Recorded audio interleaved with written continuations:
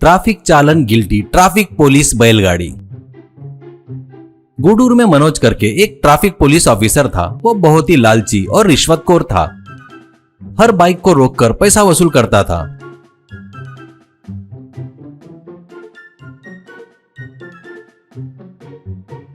उसके बड़े ऑफिसर उसको कितनी भी बार समझाए तो भी वो नहीं सुनता था। उसके जीजाजी एमएलए है करके घमंड दिखाता था। ऐसे ही उस गांव में भुवन करके एक किसान रहता है। वो बहुत ही अच्छा था। उसके पास सोनू और रामू करके बैल रहते हैं।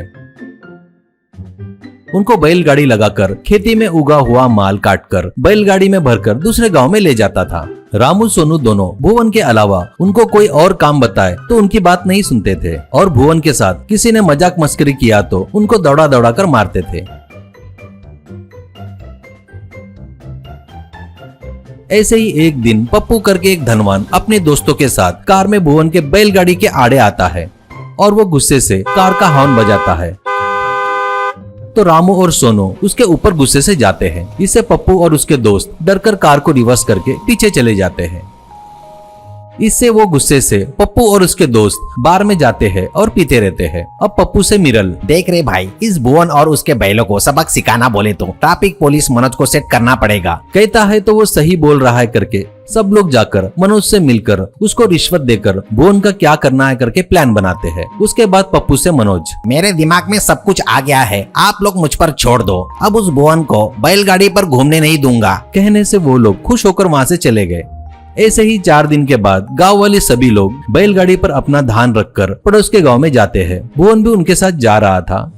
मनोज भुवन के बैलगाड़ी के आगे वाले बैलगाड़ियों को जाने देता है और भुवन के बैलगाड़ी को रोकता है। अब भुवन से मनोज, तो तुरंत आरसी, पॉल्यूशन और इंश्योरेंस, व्हीकल लाइसेंस सब निकाल ले जल्दी से। और तू हेलमेट नहीं पहना और गाड़ी चला रहा है करके 5,000 का फाइन भर दे, ऐसा कहता है। वो बातें सुनकर भुवन को शौक लगता है और देखिए सर, आप कुछ खुन्नस खा के रखे है लगता है। मेरे सामने वाले बैलगाड़ियों को छोड़कर मुझे ही रोके, ये बरोबर नहीं है। मुझे काम है, मुझे ये माल पहुँचाना है। मनोज, क्या ये माल पहुँचाना है क्या? देख रहे, मैं एक टारगेट किया तो कितना भी बड़ा टारगेट हो वो मिस नहीं होता। मैं तुझे जानबूझकर ही टारगेट किया तो क्या करता तू बोल? इस बीच तेरे को और तेरे बैलों को बहुत चर्बी चढ़ गई है, इसलिए तुम लोग अमीरों के ऊपर धाक दिखा रहे हो क्या? वो चर्बी सब अब निकाल देता मैं, ऐसा कहता है। तो भुवन, ओहो, तो मैं समझ गया सर कि आप क्या बात कर रहे हो, किसके कहने पे कर रहे हो, सब समझ गया हूँ मैं। फिर भी मुझे डर नहीं है सर। देखिए सर, मुझे अर्जेंट जाना है। अगर मैं ये सामान नहीं लेकर गया तो ये सब खराब हो जाएगा। अगर आपको कुछ कहना है तो मुझे चालन दे दो, बाद में मैं पैसे ऑफिस में भर दूंगा, ऐसा कहता है। तो बातें सुनकर मनोज को गुस्सा आता है। वो एक बड़ी लिस्ट बनाकर एक 15,000 का फाइन बनाकर भुवन को देता है। वो लेकर भुवन चला गया।